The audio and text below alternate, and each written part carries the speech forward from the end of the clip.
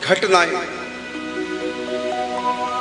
By जी के जीवन की जो दिग्दर्शन कराया जा रहा है, और प्रत्येक घटना हम लोगों को कुछ ना कुछ सिखा रही है। बाई जी जब महिला संघ भागलपुर आई, बाई जी से पहले महिला संघ में एक और कई माताएं थी, उनमें एक माता थी जिनका नाम था राधा बाई। ये बड़ी गुप्त साधिका रही। अब तक बाई जी के जितने भी प्रसंग सुने आपने, अनेकों के नाम सुने, फूलबाई, सुमित्राबाई, नर्मदाबाई, चंदाबाई, मीराबाई और विमलाबाई, विद्याबाई, साबोबाई, लेकिन एक बाई ऐसी गुप्त निधि महिला संघ की जिसका नाम अब तक नहीं आया, जिसका नाम था राधाबाई। अतिशय वृद्धा है सब। ये बाई जी से पहले ही आई थी महिला संघ में, वृद्धा है, बस अपने कमरे में बंद रहती है।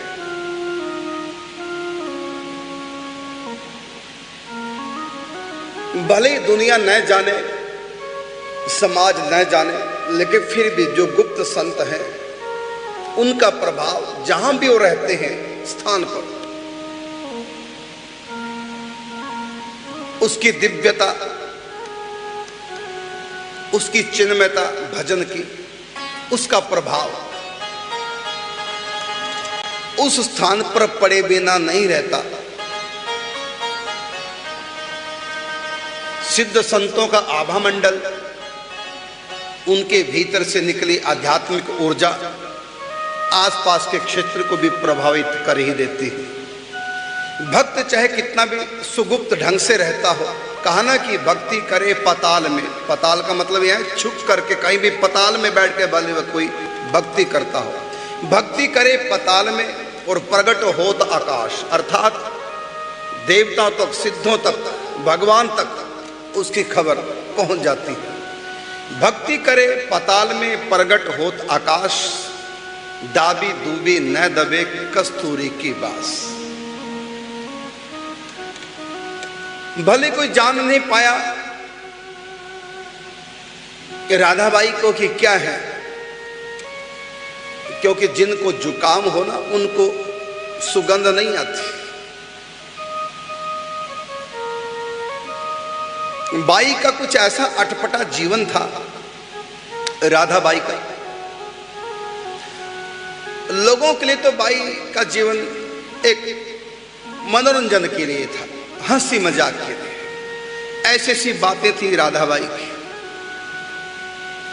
यदि रुक्मिणी बाई जी नाम महिला संघ में आती तो सचमुच में से बाई जी कोई जान नहीं पाता था कि कितने सिद्ध महापुरुष हैं। लोगों की दृष्टि में तो बावली आवली बावली सी थी, कुछ भी बकती रहती है, कुछ भी बोलती रहती है, पागलपन में। लोग तो ये सोचते थे। एक मजाक का पात्र बन के रह जाती यदि श्री रुक्मिणी बाई जी महिला संघ में ना आती। इनकी इतनी ऊंची स्थिति थी राधाबाई की। ये श्री कृष्ण को अपना पुत्र मानती थी।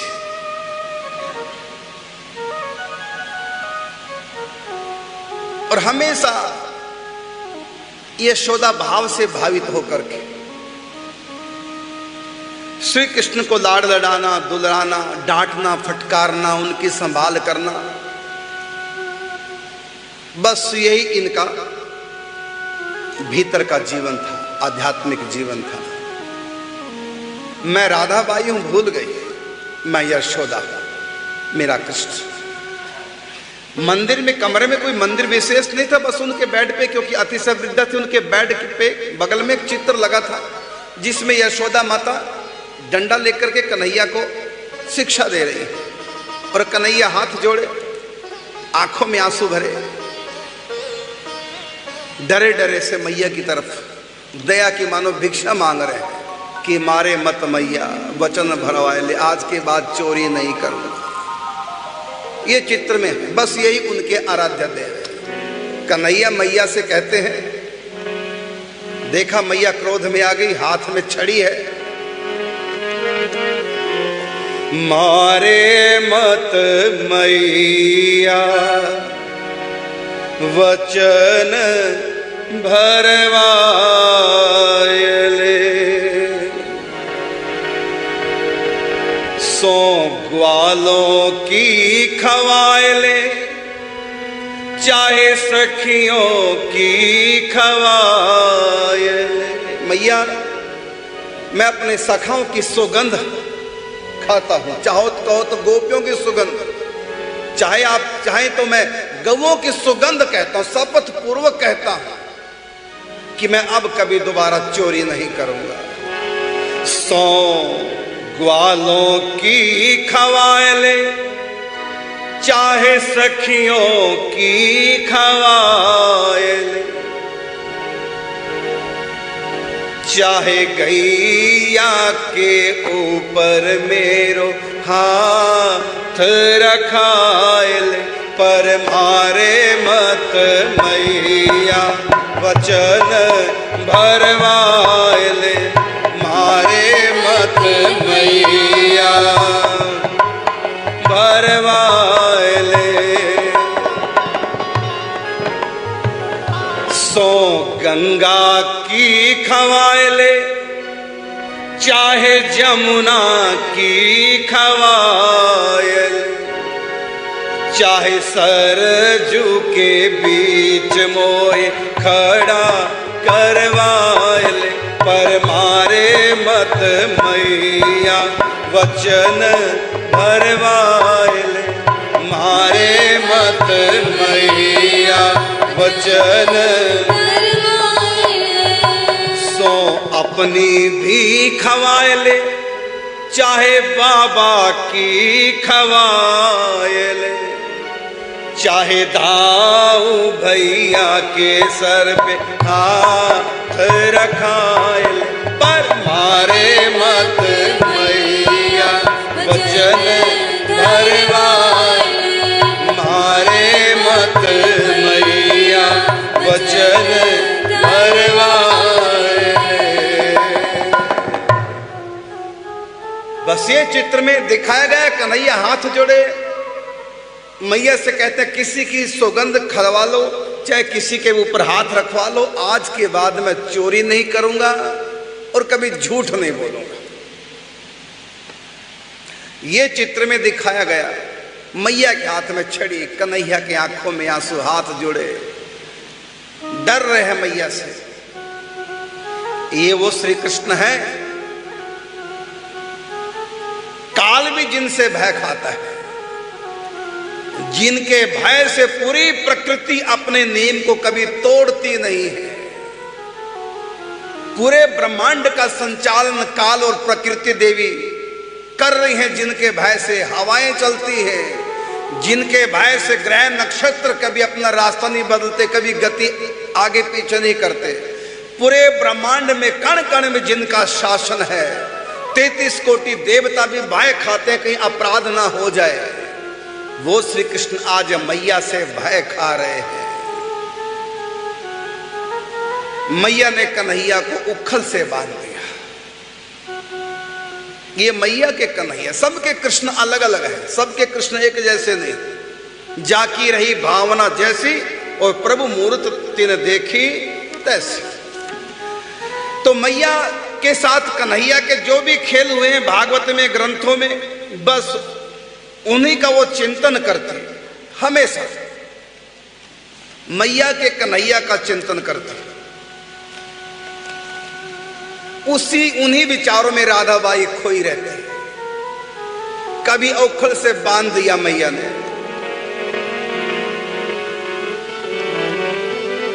उखल से बांध दिए मैया ने श्याम, जिनको बांध सका ना कोई,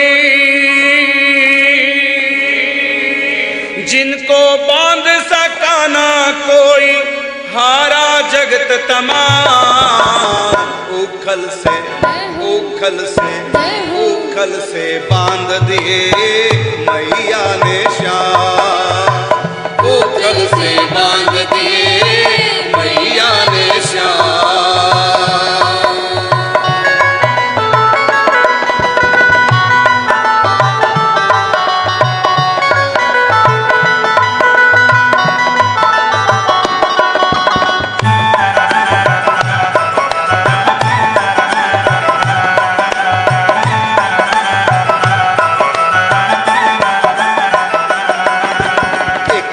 उखल चढ़ के एक दिन उखल चढ़ के कान्हा ने छीके तोड़े, एक दिन उखल चढ़ के कान्हा ने छीके तोड़े, एक एक कर सबके सब माखन के मटके फोड़े, एक एक कर सबके सब माखन के मटके फोड़े। देख यशोदा माँ को भागे भागे भागे भागे भागे, देख यशोदा माँ को भागे, बिगड़ गया सब काम, उखल से बांध दिए मैया ने श्याम, उखल से बांध दिए मैया ने श्याम।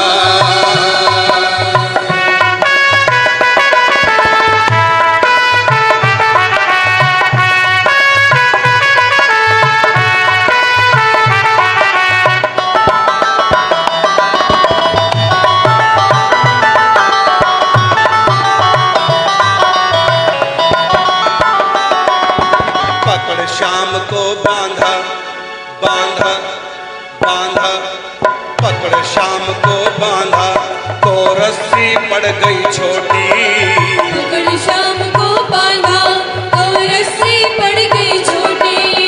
मात यशोदा सोचे कैसे कमर हो गई मोटी, मात यशोदा सोचे कैसे कमर हो गई मोटी। मत बांधो हे मैया इनको इनको इनको, मत बांधो हे मैया इनको, बोली ब्रज की बात, उखल से बांध दिए मैया ने श्याम, उखल से बांध दिए मैया ने श्याम।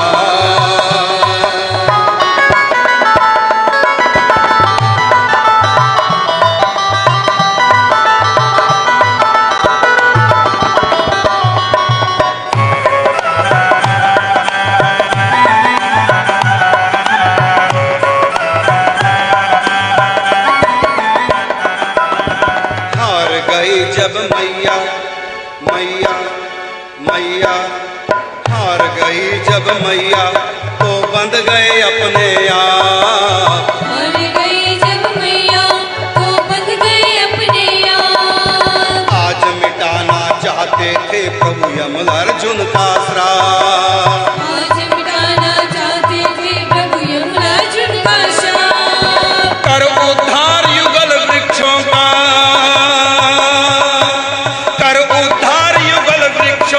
भेज दिया निज धाम, उखल से बांध दिए मैया ने श्याम, उखल से बांध दिए मैया ने श्याम। जिनको बांध सकाना कोई कोई कोई कोई कोई, जिनको बांध सकाना कोई, हारा जगत तमाम, उखल से बांध दिए मैया ने श्याम, उखल से बांध दिए मैया ने श्याम।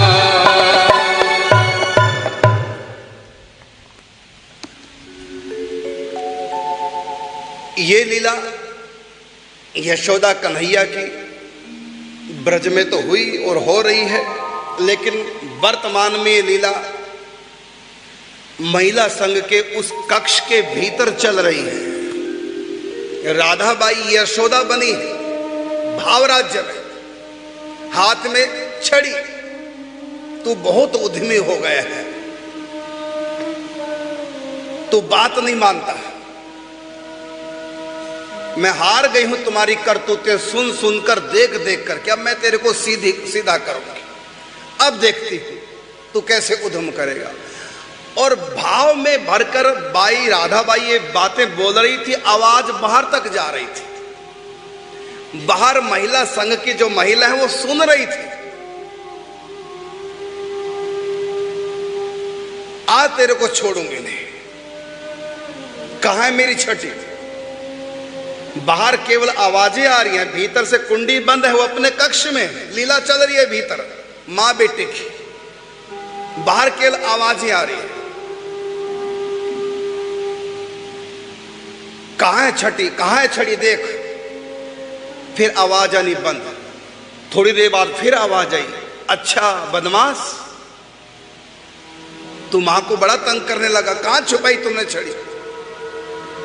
ऐसी ऐसी आवाजें बाहर आती थी। अब तक ये सोचा करती थी बोल रही हैं पागलपन में कुछ भी, लेकिन ऐसा नहीं। थोड़ी देर बाद कुंडी खुलती है, बाई अंदर जाती है। बाई से बोली, कितना बदमाश हो गया है, समझाने पे भी नहीं मानता। तो बाई से अपने दिल की बात करती। बाई भी भाव राज्य की है। अब ये यशोदा है, बाई बन गई बहू।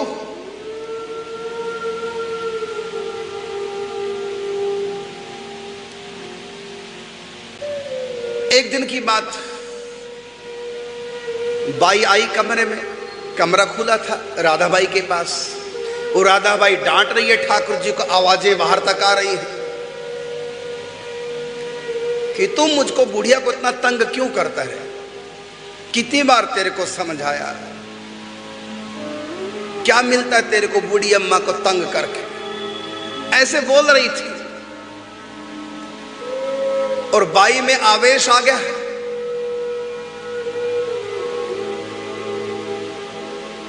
श्री कृष्ण को पति मानती हैं तो राधाबाई तो फिर सास होगी, क्योंकि यशोदा भाव में।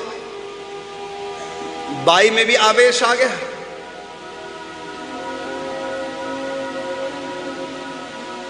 क्यों डांट रही है इनको? बाई बोली। तो राधाबाई ने कहा, क्या बताऊं, माखन मांग रहा था, सद लो ना, अभी का ताजा। मैंने कहा थोड़ा रुक जा, पहले मथ लूं। अब अंदर कोई मथानी नहीं, क्योंकि ये लीला बाहर के राज्य की नहीं है, लीला भाव राज्य की है। मैंने कहा थोड़ा रुक। उधमबाजी पे उतर आया, खिलौने लगा फेंकने। जैसे तैसे जल्दी जल्दी में मैंने माखन तैयार किया, तब तक भाग गया ग्वाल बालों के संग खेलने के लिए। मैं कब से आवाज देती हूं, दूर से मेरे को चिढ़ा रहा है। चिढ़ा चिढ़ा के ग्वाल बालों की मंडली में घुस गया। अब तू बता बहू, अब इसके पीछे पीछे मैं बुढ़िया कैसे माखन लेके जाऊं? पीछे पीछे यही रह गया मेरे पास काम। बिल्कुल भी मेरा ध्यान नहीं रखता, मन मर्जी करता है। और देख, न जाने अभी भी कहां चला गया। तुमको मिले तो कुछ खिला देना उनको, भूखा है। सुबह सुबह मांग रहा था, देरी होगी माखन के लिए, नाराज होकर के भाग गया। भले ग्वाल बालों में खो गया, भूल गया भूख को, लेकिन है तो भूखा ना। अब तू जा, तेरे को मिले तो उनको माखन खिला देना।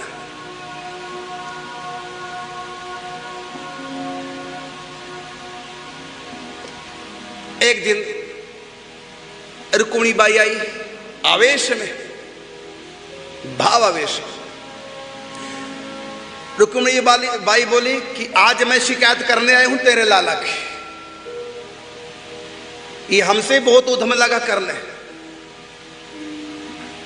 किसी भी गली से निकलो छेड़खानी करता है, इसको समझा ले। बाई भी अपने भाव राज्य में खो रही है। एक नई लीला कक्ष में प्रकट हो गई।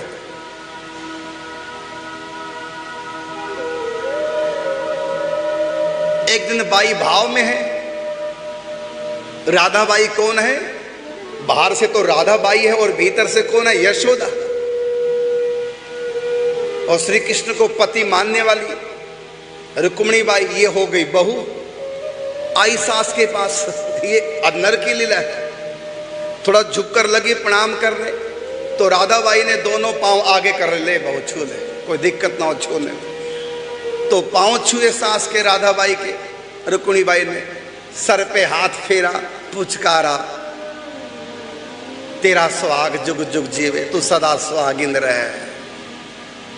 मानो कोई गोपी यशोदा को प्रणाम कर रही। ये बाहर की लीला देखो तो एक पागलपन है, यही कहेंगे कि मेंटल हो गए।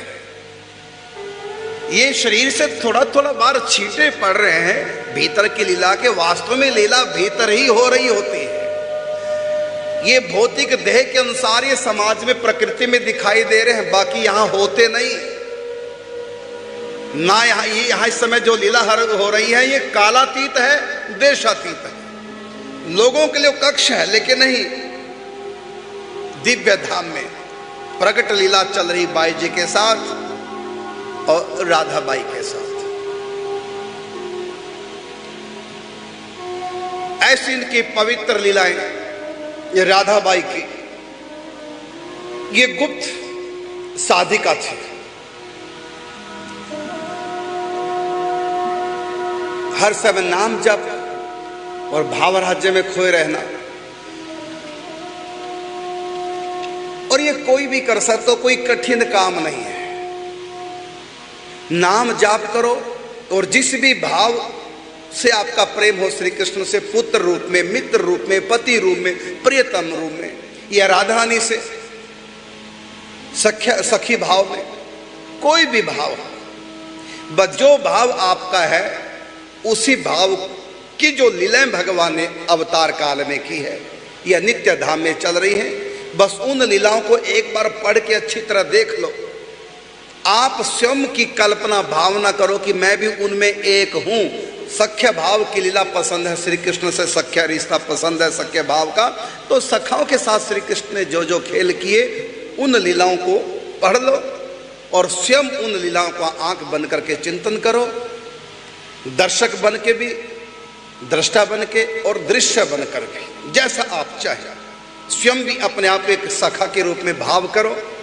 कृष्ण को फूलों का श्रृंगार करो। गैया चरने गई हैं, कृष्ण हमसे कह रहे हैं कि जाओ गैया हेर के लाओ। अब मैं गैया हेर के ला रहा हूं। कृष्ण के लिए फूलों के वन में, फूलों के, पंखुड़ियों के, कोमल पत्तों के कि सैया आसन बनाए श्री कृष्ण को बैठाने के लिए। श्री कृष्ण को गर्मी लग रही तो ब्यार करने लग गए, मन ही मन प्यास लगी तो जल पिलाने लग गए। अगर सखा भाव है तो किसी भी भाव से संबंधित आपकी आराधना, बस आंख बंद करके वो लीला अंदर करते रहो और जीव से प्रभु का नाम जाप करते रहो। और साथ में अपना जीवन अच्छा बनाओ बाहर से भी, क्योंकि बाहर से अपराध होंगे तो भीतर एंट्री नहीं है। बाहर अपराध मत करो तभी भीतर एंट्री होगी। अब देखिए इनका जीवन कैसा था बाई जी का। ये तो मैंने अंतर जगत की बात थोड़ा सा उदाहरण दिया, इनका बाहर का जीवन कैसा था? बिल्कुल निरीह जीवन था। कभी किसी से कोई डिमांड नहीं, किसी से कोई अपेक्षा नहीं। कोई मेरा आकर हाल चाल पूछे ये भी कोई मतलब नहीं। यहां तो आप लोगों के मन में कि महाराज जी मेरा हाल चाल पूछे, महाराज जी मेरे से बात करें, मैं महाराज जी से मिलूं। यदि किसने मना कर दिया तो गुस्सा हो गए, इसलिए नहीं मिलने वाले। भगवान सपने में भी आने वाले हैं। जूते खाकर भी चरणों में मस्तक रखो, तभी रास्ता हाथ लगेगा। दाना खाक में मिलकर गुले गुलजार होता है। जो दाना खाक में नहीं मिलता, ऊपर ऊपर रहता है, उसको पक्षी खा जाते हैं, उगेगा नहीं। अब इनका देखो जीवन, महिला संग में रहती है, भोजन बनता है, ये अति वृद्ध है तो इनके पास भोजन आ जाए ले लेती, नहीं आया तो नहीं सही, कहती नहीं थी। समय से भोजन आ जाए चाहे देरी से आ जाए। कई बार तो बाइयां भूल जाती थी, कोई उत्सव का दिन है, कोई आ गया, कोई विशेष बात है, यह पूजा श्री रुक्मिणी माई जी की कोई ऐसी लीला प्रकट हो रही है, उसमें खो गए, ध्यान नहीं रहा। दोपहर का भोजन नहीं पहुंचा राधाबाई के पास। रात्रि को याद है, अरे भूल गए, राधाबाई के पास तो भोजन नहीं पहुंचाया। फिर थाली लेके आती है, और जब इनके पास थाली पहुंचती है, दोपहर, सुबह का नाश्ता नहीं, दोपहर का भोजन नहीं, संध्या होगी, रात्रि होगी, अब थाली आई, लेकिन नाराज नहीं, शिकायत नहीं, ये भी नहीं कहती थी कि तुम दोपहर को क्यों नहीं लाई, क्यों भूल गई, क्यों नहीं ध्यान रखती, कोई गिला शिकवा नहीं, जो मेरे प्रभु की इच्छा। यदि कोई आके कहती भाई जी हम भूल गए, दोपहर को ध्यान नहीं रहा, उत्सव में थे ध्यान नहीं रहा, अरे कोई बात नहीं, प्रभु की यही इच्छा होगी, ये तो मेरे प्रभु का खेल है। तो ऐसे करके बात को टाल देना, संकोच में नहीं डालना। यहां तो एक एक बात की शिकायत, पति की शिकायत, आपको बताओ किससे शिकायत नहीं है? पति से आपको शिकायत है, पति है तो पत्नी से आपको शिकायत है, बच्चों से आपको शिकायत है, सास ससुर से आपको शिकायत है, पड़ोसियों से आपको शिकायत है, भगवान से आपको शिकायत है, भगवान मेरी सुनते नहीं, भगवान मेरी सुनते नहीं, गुरु से आपको शिकायत है, गुरु जी से मिलने नहीं देते, परिकरों से आपको शिकायत है। मैं कहता हूं आपको किससे नहीं है, एक का तो नाम ले दो जो तुम्हारे मन पसंद हो, कोई भी नहीं। तुम खुद ही अपनी पसंद नहीं हो, और तो क्या तुम पसंद करोगे? तुमको खुद अपने आप पसंद नहीं आ रहा, अपना स्वभाव तुमको स्वयं पसंद नहीं है। शिकायतों का अंबार भीतर लगा है, कामनाएं और शिकायतें और क्रोध और ईर्ष्या, निंदा, चुगली, और इसके सिवा अंदर घुसा क्या है? कैसे लीला प्रकट होगी? और देखो राधाबाई का जीवन, भोजन देना भूल गए, कोई शिकायत नहीं, ना सुबह नाश्ता, ना दोपहर का भोजन, ना बाल भोग, ना राजभोग। रात को याद आया बाई कि राधाबाई को भोजन भी देना है, रूखा सूखा, तेज नमक, कम नमक, इससे कोई बाई को मतलब नहीं। समय पे आया, पहले आ गया, देरी से आ गया, इससे कोई गिला शिकवा शिकायत नहीं। संग में ऐसे रहती थी जैसे पानी में बताशा घुल मिल करके, पता नहीं चलता कि पानी में बताशा भी है कि नहीं है, घुल गया पूरा। और पानी को और मीठा बना दिया बताशे ने। तो पानी में जैसे बताशा, ऐसे हमको कहीं भी रहना चाहिए, घर में भी, परिवार में भी, कहीं भी रहो, पानी में बताशा घुल गया, पता भी नहीं चला, और पानी को मीठा और बना दिया। हम तो जहर बन के रह रहे हैं, जहां भी जाते हैं, परिवार में कहीं भी, वहीं कड़वापन बिखेरने लग जाते हैं। कैसे मिलेंगे भगवान, कैसे बढ़ोगे आगे?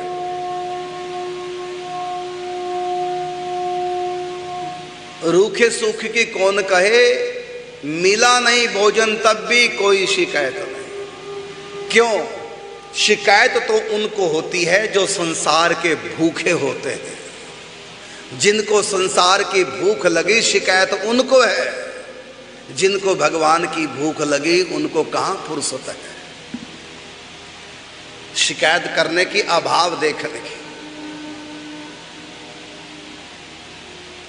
अभाव में जो जीते हैं वो शिकायत करते रहते हैं, लेकिन जो भाव में जीते हैं उनके अंदर कोई शिकायत नहीं। कोई लाख सताए सताए हमें, हम साहस से सहते ही रहेंगे। कोई तप्त कड़ाहे में डाले हमें, हम कृष्ण की जय कहते ही रहेंगे। कहां है कृष्ण से फुर्सत? उनका नाम जप नियम करना, उनकी लीलाओं का चिंतन करना, सेवा का चिंतन करना, प्रगट में भी सेवा करनी, पाठ करना, चिंतन करना, और करना ही नहीं, करने के साथ साथ किए हुए भजन को संभाल के भी रखना, निष्कामता की तिजोरी में, निरपराध जीवन हो, कोई अपराध ना बन जाए। अपराध बन गया तो सारी भक्ति खंडित। गूंगे बहरे बन के रहो, आंखों पे बांधो पट्टी, आंखों पे बांधो पट्टी, मुंह पे लगा लो ताला, कानों में डालो रुई और हाथ में ले लो माला, तब मिलेगा बंसी वाला। ये चरित्र अवश्य छोटे छोटे से चरित्र हैं, जैसे राधाबाई का, लेकिन बहुत प्रेरणा देने वाले चरित्र हैं। इन चरित्रों से हमको सीखना है। इनके ऊपर कृपा जो हुई है ना, यदि मैं सिंपल सी कथा सुना के आगे निकल जाऊं तो विश्वास नहीं कर पाओगे कि इनके ऊपर कृपा कैसे होगी। राधाबाई ने तो कुछ किया नहीं, कृपा कैसे होगी। लेकिन आपको बता रहा हूं एक उदाहरण दे करके। एक दिन भोजन देना भूल गई, कुछ नहीं कहा, रात को भोजन आया, शिकायत भी नहीं की कि सुबह क्यों नहीं, दोपहर क्यों नहीं, भूल क्यों गई, कोई मतलब नहीं। अब कहीं दिल को लगाने की हमें फुर्सत नहीं, ना अभाव देखना है। ये संसार का एक नाम है अभाव और भगवान का एक नाम है भाव। संसार अभाव रूप है, भगवान भाव रूप है। अभाव का चिंतन मत करो, अभाव से भाव खत्म हो जाता है। भाव में रहो, अभाव में नहीं। ये नहीं मिला, वो नहीं मिला, ऐसा क्यों हो गया, ऐसा क्यों नहीं हुआ, ये अभाव है।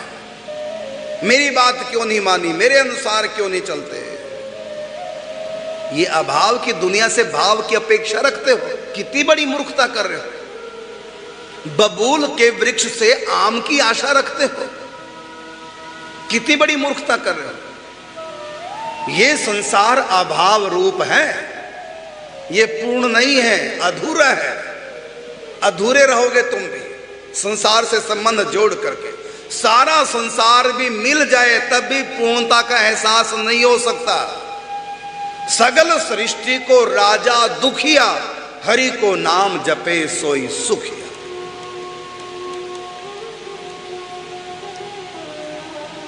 तो ऐसा पवित्र जीवन, अपने ठाकुर जी को बंद कमरा, अपने ठाकुर जी को लाड़ाते रहते। बंद कमरा होती दुनिया की दृष्टि में राधाबाई भागलपुर महिला संघ में है, लेकिन बाई जी को पता, रुक्मिणी बाई जी को, कि वो महिला संघ में नहीं बल्कि दिव्य भाव राज्य में पहुंच गई। यशोदा के भाव से भावित हो गई। वो सब लीलाएं जो भागवत में लिखी है, बाल लीलाएं, वो सब की सब उस कमरे में हो रही हैं वर्तमान में। कन्हैया कुएं में झांक रहे हैं। अब कुटिया के अंदर कुआं नहीं है, कन्हैया कुएं में झांक रहे। भागी भागी गई नपूते, तू मुझको कुछ काम नहीं करने देता, कुएं में झांकने लग गया। अगर गिर जाता तो पकड़ के लाती है। ये कमरे के अंदर लीला चल रही है मैया बेटा की। फिर भागी, पकड़ के लाई कन्हैया को। जब मैंने तेरे को कितनी मार बताए, मारनी गाय है, अगर सींग मार देती तो। कितनी मार बताया कि इधर मत जाकर, क्यों इधर गया। इस प्रकार कन्हैया को मैया डांटती रहते थे। क्यों? क्योंकि राधाबाई के जो कृष्ण हैं वो बड़े उद्यमी हैं। मैया को एक मिनट भी चैन से बैठने नहीं देते, कुछ ना कुछ उधम मचाते रहते हैं। दिव्य भाव राज्य, दिव्य लीला भीतर कमरे में प्रकट है। लोगों की दृष्टि में क्या है, कुंडी बंद बाई जो राधाबाई भीतर बड़ पत्नी क्या करती रहती है। जब कान लगा के ध्यान से सुनो तो समझ में आता है कि मैया यशोदा कन्हैया को डांट रही है। अक्सर मैया डांटती रहते थे, ये सुधरने का नाम ही नहीं लेते।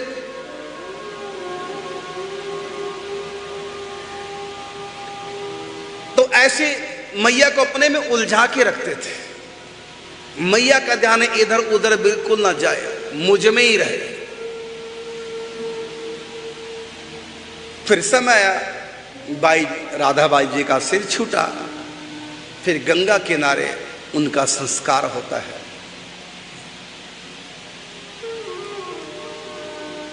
तो किसी भी भाव से भावित हम होकर के आंख बंद करके प्रिया प्रीतम को लाड़ डाए। यही तरीका है। सखी भाव के उपासक हो चाहे सख्य भाव के,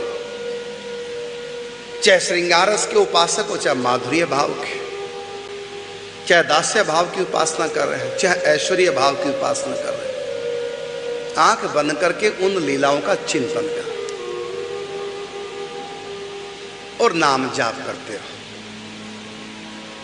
आंख बंद करके भी कर सकते हैं, आंख खोल के भी कर सकते हैं, एकांत में बैठकर भी हम चिंतन कर सकते हैं, काम करते करते भी हम चिंतन कर सकते हैं। राधाबाई जी बस अपने कमरे में रहती, वही उसकी पूरी दुनिया थी। बाहर क्या हो रहा है कोई मतलब नहीं।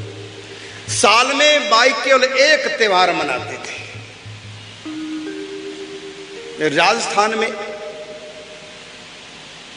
बच्चों का एक त्योहार मनाया जाता है चौक चांदनी के नाम से। चौक चांदनी, उसमें क्या करते हैं, बच्चों को कुछ अच्छे कपड़े पहना देते हैं, खिलौने देते हैं, बढ़िया माताएं बना के बच्चों खिलाती हैं, खेलने के लिए कुछ देते हैं जिससे बच्चों का मनोरंजन हो। बच्चों और ये बच्चों का त्योहार होना चाहिए, इससे मानसिक विकास होता है। त्योहार मनाने से मानसिक विकास भी होता है, हृदय प्रसन्न रहता है, मूड अच्छा होता है, दिल खिला खिला। उत्सव मनाने से सामाजिक लाभ, शारीरिक लाभ भी होता है, मानसिक लाभ भी होता है। इस बहाने से भगवान के नाम पर कुछ खर्च, दान पुण्य परोपकार भी हो जाता है और आध्यात्मिक लाभ भी हो जाता है। भक्ति हृदय में आती है उत्सव मनाने से।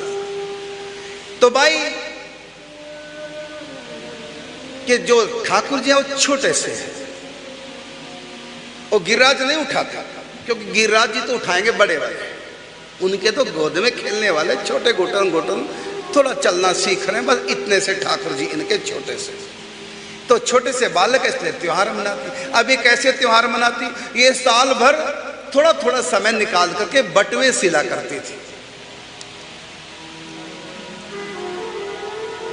और नए कपड़े तो बाई नहीं सिलती थी, पुराने फटे पुराने कपड़े उनको थोड़ा सिल लेती थी। ये बाई जी की सेवा थी। तो चौक चांदनी ये उत्सव, तो साल भर जो थोड़ा थोड़ा कपड़े कुछ बचाती थी, बटवे बनाती रहती थी। तो चौक चांदनी जो त्योहार आता है बालकों का, बाई राधाबाई उस समय सब बच्चों को बुला लेती, सबको एक एक बटवा देती, पर्स कपड़े का बना के, और सबको मुंह मीठा कराती। और क्या भाव करती, ये भाव नहीं कि मैं भागलपुर के बच्चों को बुला करके उनको थोड़ा मुंह मीठा, नहीं, ये सब ब्रज है, ये ब्रज के ग्वाल बाला है, इनके साथ मेरा कन्हैया खेलता है, इनको प्रसन्न रखूंगी तो ये मेरे कन्हैया को सुख देंगे, इनके साथ वो खेलेंगे। तो बाहर की दृष्टि से वो बच्चों को खिला रही है, लेकिन उनके भीतर कोई झांके तो भीतर खेल कुछ और चलता है। वो बच्चों को नहीं बल्कि कन्हैया के सखाओं को, बाल सखाओं को खिला रही है। तो हमको भी यही भाव करना, बाहर से बने रहो, भाग्य जैसा न चाहे नाचना पड़ेगा, सुख भी आएंगे दुख भी आएंगे, अपमान मान अपमान, अमीरी गरीबी, रोग निरोग, क्या क्या खेल बाहर के प्रारब्ध के। प्रारब्ध अपना काम करे और आप अपना काम कीजिए, जिसलिए दुनिया में आए हैं। जिस भी हाल में प्रभु ने रखा है, हमारे भाग्य के अनुसार, कर्मों के अनुसार, उसमें रह करके अपने काम में लगिए। बस जीव से प्रभु का नाम जाप करते रहें और मन से उनके साथ खेलते रहें। भाव के अनुसार, क्या आपका भाव है कृष्ण के लिए या युगल सरकार के लिए, राधा रानी के लिए, जो भी आपका भाव है, बस उस भाव से भावित होकर के रसमयी प्रेममयी सेवा कीजिए प्रिया प्रीतम की।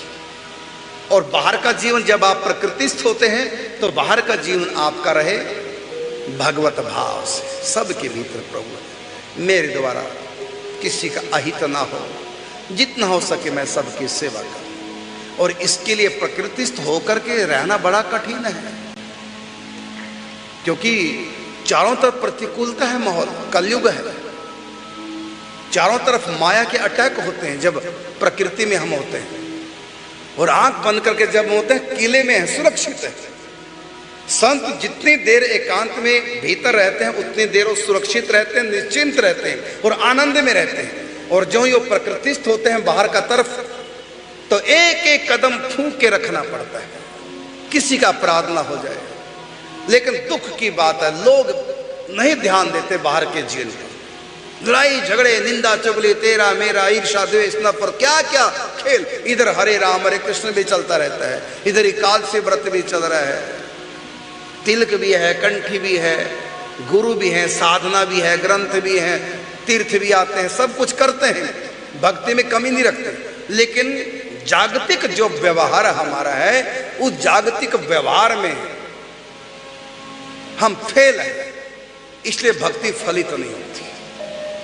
कितना भी खाद डाल लो, कितना भी पानी डाल लो, और कितना भी अनुकूल बन जाओ तुम किसान खेती की, बढ़िया बीज लगाया आम का, सब कुछ किया, अब बोर लग गए, छोटे छोटे फल भी लग गए, और एक जोर से तूफान आया, सब फल गिर गए कच्चे, ना खाने लायक कुछ। भगवान की भक्ति फलित तो उससे पहले पहले हम इतने अपराध करते हैं, सारे फल फूल झड़ जाते हैं भक्ति के। हम भक्ति करने की तरफ तो जोर लगा रहे हैं, लेकिन भक्ति को सुरक्षित रखने के लिए जोर नहीं लगाता। सबको देखा मैंने, बड़ा दुख होता है, कितनी मेहनत से भजन होता है, कितनी कृपाएं का समूह इकट्ठा होता है, कितने पुण्यों का समूह इकट्ठा होता है, कितने जन्मों की कृपा इकट्ठी होती है, तब रुचि होती है भगवान का भजन करें। न जाने कितनों के आशीर्वाद मिलते हैं, तब जाकर के भक्ति होती है। कई जन्मों की साधना से हाथ में माल आती है, माथे तिलक, गले में कंठी, ये कई जन्मों की साधना के बाद। तो कई जन्मों की मेहनत आपकी, जब आप अपराध करते हैं, कई जन्मों की मेहनत पे पानी फिर जाता है। इसलिए आप सब सावधान रहें, जो भी मुझको इस समय सुन रहे हैं, अपराधों से बचें, ढोंग पाखंड से बचें, अहंकार से बचें, ईर्षा द्वेष से बचें, निंदा चुगली से बचें, बढ़िया जीवन बनाओ। मुझको चमत्कार ना सुनाया करो, ना अपने सपने सुनाया करो, ना चमत्कार सुनाया करो। मैं सब झूठे मानता हूं यदि जीवन पवित्र नहीं है तो। मेरी नजरों से गिर जाते हैं लोग। मेरे लिए सबसे बड़ा चमत्कार तो यही है कि तुम्हारा जीवन पवित्र है, क्षमा है तुम्हारे पास संतोष है, तुम्हारे पास दया है, परोपकार की भावना है, तुम्हारे पास सहन शक्ति है। ये सब तुम्हारे पास जब मैं देखता हूं तो रीझ जाता हूं। ये सब चीजें मैं देखता नहीं और तुम चमत्कार बताए जा रहे हो। मेरे दृष्टि में तुम ढोंगी पाखंडी हो, झूठ बोल रहे हो।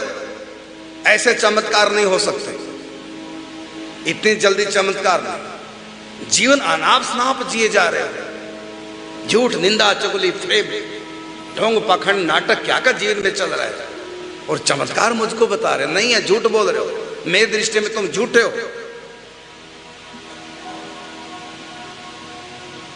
मैं परीक्षा लेता हूं अच्छी प्रकार से और पता चल जाता है, छोटा थोड़ी सी भी तुम प्रतिकूलता नहीं सह सकते। थोड़ा सा किसने कुछ कह दिया, अकड़ पड़ते हो और कहते हो हमको सपने में भगवान आए, झूठ बोल रहे हो। तुम्हारा कसूर नहीं, फिर भी किसने जूता मारा खींच कर सर में, और उस समय तुम्हारे हाथ जुड़ जाए, मेरा क्या अपराध, आप कृपा करके बता दीजिए जो मैं दोबारा ये अपराध ना करूं। आपने अच्छा किया जो जूता मारा, कुछ ना कुछ तो मेरी गलती रही होगी जो आपने मारा है, बस कृपा करके बता दीजिए मेरा कसूर क्या है, जिससे कि मैं दोबारा से गलती ना करूं। यदि ऐसा बोलोगे जूता खा के, तब ये चमत्कार है, ये चमत्कार है। और तुम तो जूते मारते रहते हो दूसरे को, और मेरे पास आके अपने चमत्कार बताते हो, वो झूठे कहीं के झूठे हो, कोई चमत्कार नहीं हो सकता। हमने अच्छी तरह पढ़ाई पढ़ रखी है, कौन कितने पानी में है, शकल देख के बता देते हैं, आंखें देख के बता देते हैं। जीवन पवित्र नहीं है, कामनाओं से ग्रसित हो, क्रोध है, ना मां से बना के रखते हो, ना बाप से, ना पति से, ना पत्नी से, ना बच्चों से, ना पड़ोसी से, किसी से बनती नहीं, सबसे झगड़ा, ईर्ष्या द्वेष, शिकायतों को ढेर लगा देते हो आकर, सबकी शिकायतों, और फिर कहते हो सपने में भगवान है, झूठ बोलते हो। निर्मल मन जन सो मही पावा, मोहे कपट छल छिद्र ना भावा। तो राम जी झूठ बोल रहे हैं। राम जी ने कहा जिसके मन में छल कपट छिद्र फ्रेब भी सब नहीं है वो मुझको भाता है। तो कैसे राम जी तुम्हारे पास आ गए और ये सारे अवगुण लेकर के बैठे हो? तो इन चमत्कारों से हम रिझने वाले नहीं, सुनाते रहो चमत्कार। झूठ बोल रहे हो, हमको नहीं ठग सकते। जब तुम पवित्र क्षमा तुम्हारे पास देखेंगे, परोपकार की भावना, सहन शक्ति, ये सब सद्गुण जब मैं देखूंगा तब मुझको पता चल जाएगा। फिर बताने की जरूरत नहीं है। एक एक नाम महान फल देने वाला होगा। कबीरा मन निर्मल भयो जैसे गंगा नीर। और परिणाम क्या? पीछे पीछे हरि फिरे कहत कबीर कबीर।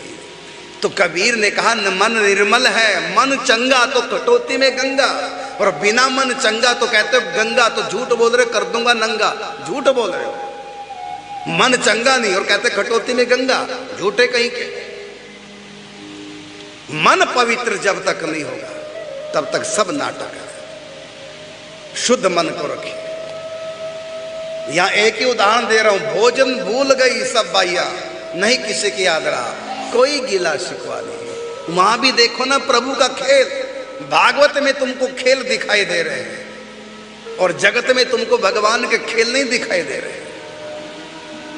भागवत में भगवान ने कहा अहम सर्वेषु भूतेषु भूतात्मा वस्तुतो सदा तम अवज्ञा और मां मर्त्या कुर्त्यर्चा विडंबना। कपिल भगवान कहते हैं देवहूति माता से कि मैं सबके भीतर हूं, सबकी अवज्ञा, सबकी निंदा, ईर्षा द्वेष करते हो, और मां मर्त्या कुर्त्यर्चा विडंबना, और मेरी पूजा करते हो। भगवान कपिल ने कहा ढोंग है, पाखंड है, भस्मनेव ज्योतिषा मानिनो भिन्न दर्शना। जो जीवों को मुझसे अलग मानेगा, मानिनो भिन्न दर्शना, जो भिन्न द्वैत बुद्धि रखेगा, मुझसे अलग देखेगा, तो उसकी की गई उपासना क्या है? भस्मनेव ज्योतिषा। भस्म में आहुति देने के समान निरर्थक है। मन में दुनिया भर के छल कपट, और कहते हो भगवान सपने में आए, भगवान ने ऐसा कहा, ऐसा चमत्कार, भगवान ने भोग लगा दिया। चूहा ले गया हुआ जो भोग लगाया। भगवान भाव के भूखे, भाव है नहीं। ईर्षा निंदा चुगली क्या क्या अवगुण भरे पड़े, और भगवान भोग लगाएंगे। 56 भोग त्याग दिए दुर्योधन के, क्योंकि मन शुद्ध नहीं था, और वहां विदुरानी के साथ आ गए। हम इन बातों से नहीं रिझते, हम रिझते हैं अच्छे स्वभाव पर। यही तो कहा ना कि काल कर्म स्वभाव गुण घेरा, फिर तो सदा माया कर प्रेरा। काल कर्म स्वभाव गुण घेरा, फिर तो सदा माया कर प्रेरा। इसलिए अच्छे बनो, जीवन बढ़िया बनाओ, सबसे प्रेम रखो, सबके भीतर ठाकुर जी है, सह लो। जो सह गया वो प्रभु चरणों में रह गया, अगर कुछ कह गया तो माया में बह गया। ऐसा पवित्र जीवन बनाओ, तब आनंद आए।